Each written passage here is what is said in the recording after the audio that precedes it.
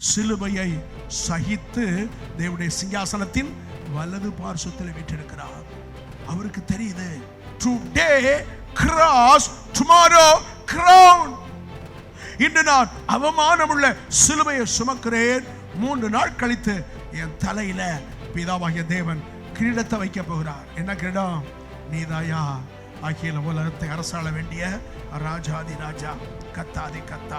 அந்த தமக்கு முன் வைத்திருந்த தரிசன சந்தோஷத்தின் பொருட்டு அவமானத்தை அவர் பெருசுபடுத்தல.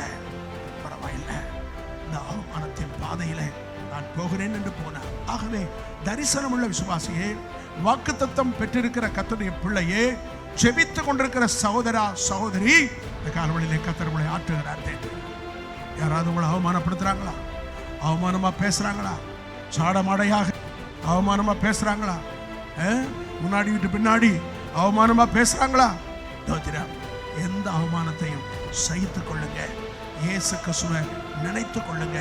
அவமானத்தை எண்ணாமல் சிலுவையை சகித்தார், தேவனுடைய சிங்காசனத்தின் வலது பார்சத்தில் வீற்றிருக்கிறார். ஆகவே அதை நினைத்துக் கொண்டு, இதுதான் வாக்குத்தத்தம் நிறைவேறுகிற பாதை.